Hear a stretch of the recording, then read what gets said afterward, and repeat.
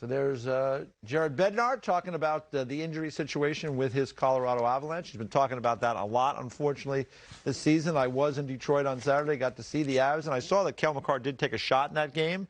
So hopefully this will be a minor setback for him. Looks like he is not going to play tonight as they take on the Chicago Blackhawks. But the good news is Gabriel Landeskog skating, getting closer. So the injuries continue to dog the Avs, your former team, Reader, the Avs. Yeah, and this one to me is a huge one. When you got Makar, who I think the Toronto game he played over 30 minutes, the shootout win, the 2-1 shootout win, he played 30-34, something like that in a 65-minute game. Yeah.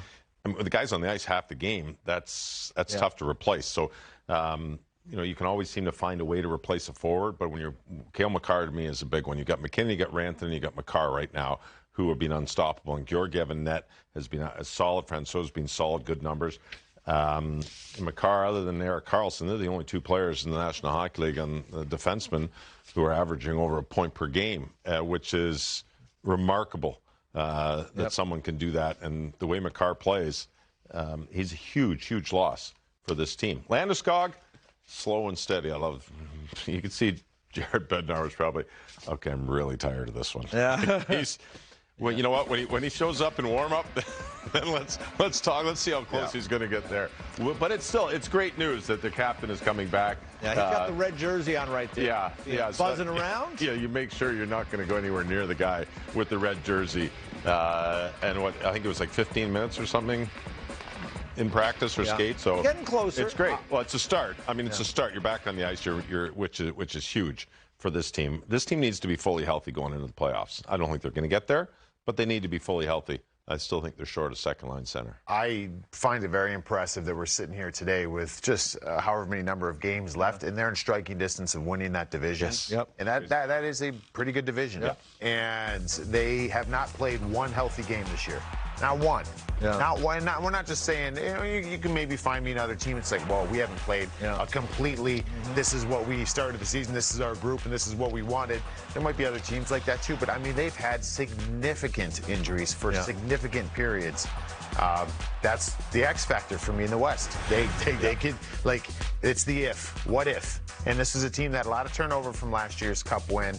And but man, if they can get healthy, and you look even the last 8 games, while they're not healthy, pretty impressive. Yeah, and you go back to January the 14th, 25-3 in that stretch, 43 points in that stretch, tied with Boston. We know where Boston is. So Colorado's been playing really well. And then Nathan McKinnon, he's been rolling that same time, 47 points in 28 games, second only to Connor McDavid. So he's been carrying things.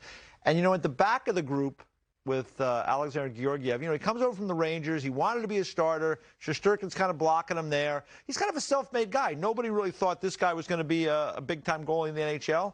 He's come to Colorado, and he's really playing well. And I got to watch him the other day against the Red Wings, and we clipped together some of the saves, guys, and there was a lot I liked. I mean, this is early in the game. Here's a save on Mata, another quick chance for Zadina in front. Mata's going to get it again, and there he is. Look, ready, and guess what? He stops the play. So really nice look there.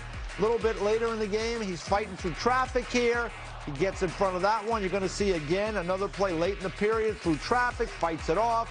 Gets some help from his teammates there to clear the puck out of the way. Here with the blocker, I thought Detroit was going after his blocker all game long, it seemed like, and he was really, I thought he was technically solid in this game. You watch these clips, he's very active with that blocker. You're going to see one coming off the wall here. He gets that shoulder up against the pipe. And then here's one with Lucas Raymond coming in. Reads it really well, again, with the blocker, kind of shuts down that 5-hole. You got a couple of quick breaks here. You see Larkin trying to go to the blocker side. He stops it. And then Kubalik, he's going to try to go forehand 5-hole, backhand, no dice there. Really well read. And then look at the strength on this play in front of the net. That leg strength right there, guys. So I thought Georgiev in that game, it was 5-1 Avalanche. Georgiev made a number of big stops in this game. It could have easily gone the other way. I think he's been terrific, Ruffin. Yeah, he certainly has been. And that's what they got him for, right? Yep. That was the mystique of Georgiev. Was we knew in New York they've had these 2 great goalies. One of them was going to be the guy. We knew it with Igor.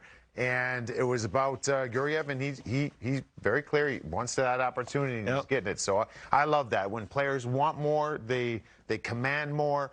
and a team steps out and be like, all right, well, in our position right now, we like the upside here.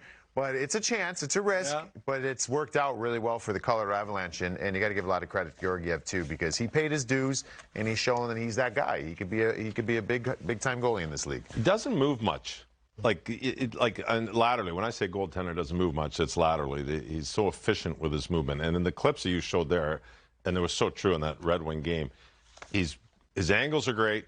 He doesn't overplay his posts. He stays just outside the blue paint a little bit with his outside leg, his outside foot at most. And he's up and down very quickly. A couple stops reminder of Brodeur, almost like the one knee down. Yeah. Most Didn't go all the way down. Most goaltenders are down right away trying to be big. He stays up, and if they're trying to go blocker on him, he starts going down too quickly, that blocker is going to be open. I don't care how high you want to try to raise your shoulder. He wasn't going down a lot of shots. And most goaltenders, he doesn't play, like you watch most goaltenders, they're down early. They're out, they're down, and they're going to skate on their pads. To me, he doesn't play that style. He's got a very unique style that is good for him, and it's very efficient. He looks a lot of ways like Igor. Igor does not slide outside his post. Yes. His motion, he's very efficient. He's got a little Carey Price-esque. Carey Price in his prime had this aura to him where it's just smooth, the smoothness, like graceful. Yes, very graceful. Great way of putting it. And Igor has that, and Georgiev has this too. So you got to trace that back to probably two young goalies coming up with Benoit Allaire and work with them. Get the goaltending coach with the New York Rangers. So again, this put the work in, and the efficiency and the calmness that brings for players and coaches on a bench. I want that. I don't want my goalie, as much as we love watching goalies diving across Superman saves and all over the place, it's fun to watch. That doesn't send the good vibes to your bench or your coach. You want to be like, we're good, we're calm, our guys are under control, and we're not running around out here like crazy. Yeah, and I seen him after the game walking around near the locker room. He's not the 6'5" guy, so the fact that, to your point, Reader, he stays up a little bit, that probably helps him to keep that torso straight, take a little bit more away from the top of the net, and gives the shooters something else to think about, which is rare in the game today, where most of the guys just drop all the time. So Georgiev playing great hockey, reads it really well. He's been the guy learning to be that #1 in Colorado, and the time is coming. We're going to find out a lot more in the postseason.